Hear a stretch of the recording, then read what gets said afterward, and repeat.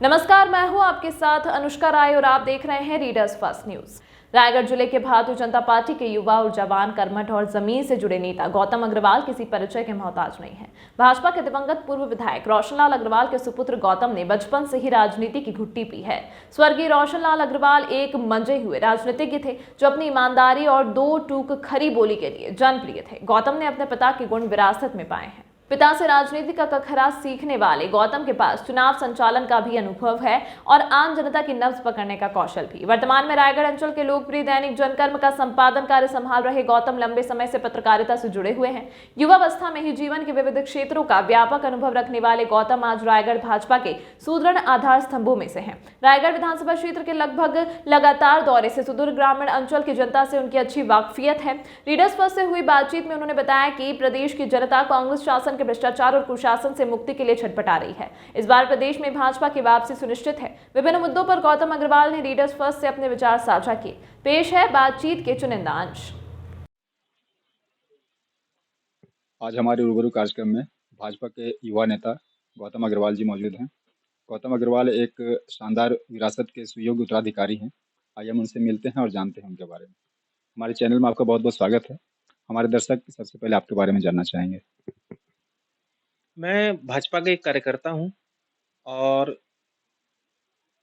दैनिक जनकर्म newspaper जो रायगढ़ से 1992 से प्रकाशित होता है, उसका संपादक भी हूं। आप एक सुयोग्य विरासत के सुयोग्य उत्तराधिकारी हैं और रायगढ़ की जनता को आपसे बहुत अपेक्षाएं हैं। तो हम आपसे ये जानना चाहेंगे कि स्वर्गीय रोशन भाई के विरासत को आगे ले जाने के लिए, उसे और रोशन बनाने के लिए आपकी क्या कार्य योजनाएं हैं? मैं मेरी तुलना पापा से करना तो कहीं उचित नहीं होगा। हाँ, लेकिन ये ज़रूर है कि मैं भाजपा के एक कार्यकर्ता के रूप में अभी वर्तमान में काम कर रहा हूं और आगे भी जनता की सेवा के लिए हमेशा तत्पर रहूँगा। और विगत 15 सालों से मैं समाज सेवा, राजनीति से जुड़ा हुआ हूँ।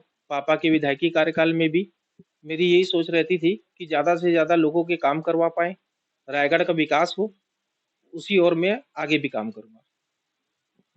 जनकर्म एक सुस्थापित अखबार है और ये पिछले 3 दशकों से रायगढ़ अंचल की खबरों को बहुत प्रमुखता से उठाता रहा है। एक नाम है इसका, इस अखबार का। तो और आप भी पत्रकारिता से लंबे समय से जुड़े रहे हैं। अभी पत्रकारिता की जो वर्तमान दशा है और जो दिशा है, उसके बारे में हम आपके विचार जानना चाहेंगे। पत्रकारिता बोलने से पत्रकार एक चौथा आधार स्तंभ के रूप में गिना जाता है। ये बात ज़रूर है कि अभी पत्रकारिता में कुछ ऐसे लोग भी आ गए हैं, जो इस दिशा में काम नहीं कर रहे हैं और जनकर्म का और मेरा शुरू से यही सोचना रहता है कि हम हमारे अखबार के माध्यम से लोगों की आवाज़ बने, जनता की आवाज़ बने, उनकी समस्याओं को सुलझाएँ। उसी ओर अभी भी काम कर रहे हैं और आगे भी करेंगे। भाजपा पिछले 15 सालों से सत्ता में रही, लेकिन पिछले बार के चुनाव में कांग्रेस सत्ता में आ गई है। 4 साल भूपेश सरकार को होने को हैं और इस साल चुनावी वर्ष में कांग्रेस की तरफ से भी तैयारियां चल रही हैं और भाजपा की तरफ से भी तैयारियां चल रही हैं। हम आपसे ये जानना चाहेंगे कि भाजपा के पिछले 15 साल और कांग्रेस के भी 4 साल, अभी के कामकाज को कैसे आकलन करेंगे और इसे आप माने कितना अंक दे सकते हैं? अंक तो मैं 0 दूँगा भूपेश सरकार को। बहुत ही निकम्मी सरकार है। भूपेश सरकार में पिछले 4 सालों में अपराध बढ़े हैं और भूपेश सरकार काम कर रही है तो सिर्फ़ पैसे कमाने के लिए। वो जनता सेवा के लिए उनकी सरकार नहीं है। भ्रष्टाचार बहुत अपनी चरम सीमा में है और विकास कार्य सब रुके हुए हैं। हम आपसे ये भी जानना चाहेंगे कि रायगढ़ विधायक जो पिछले 4 सालों से यहाँ काम कर रहे हैं, तो उनकी क्या उपलब्धियां हैं और रायगढ़ का विकास उन्होंने किस हद तक किया है?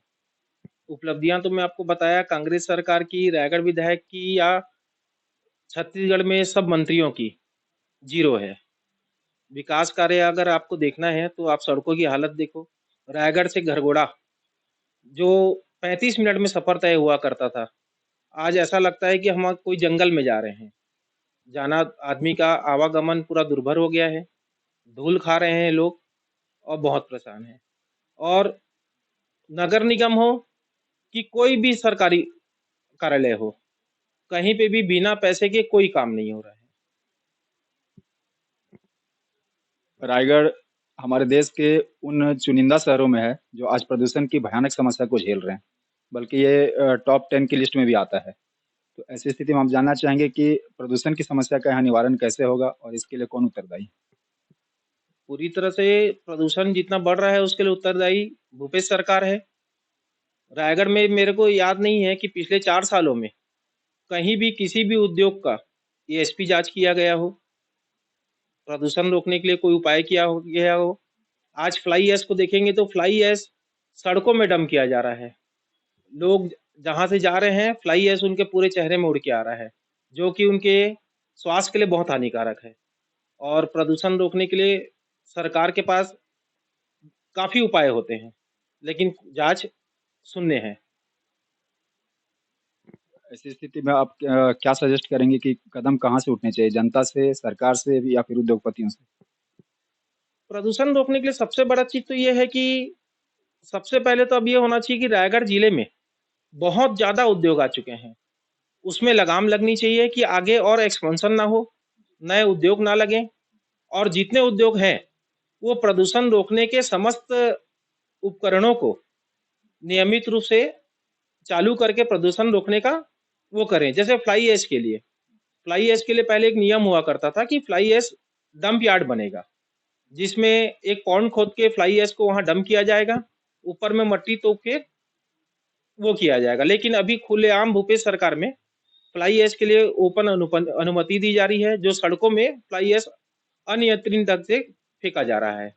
ये सब के लिए एक कार्य योजना बननी चाहिए सरकार की और जनता को तो आवाज़ उठानी ही पड़ेगी, लेकिन जनता के हाथ में सब कुछ नहीं होता है।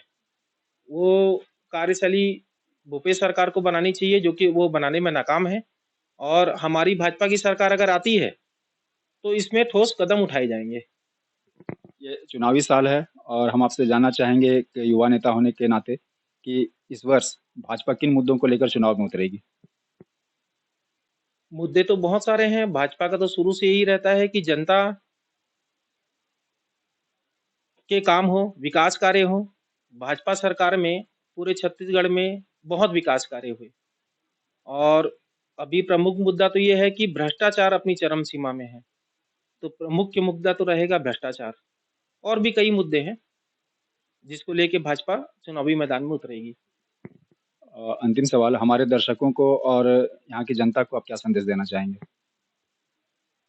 मैं तो ये बोलना चाहूँगा कि जनता भी जागरूक हो और आगे चुनाव के समय में जो सरकार विकास कार्य कर सके, जो उनके लिए किसी भी स्तर में आम नागरिक के लिए खड़े हो सके, वैसी सरकार लाएँ और उनको वोट दें। क्या आपको लगता है कि आपने अभी जो संदेश दिया उस आधार पे भाजपा खरी उतरती है और क्या आने वाले समय में जीतेगी वो? हाँ, मुझे पूर्ण पूर्ण बहुमत के साथ छत्तीसगढ़ में भाजपा की सरकार आएगी।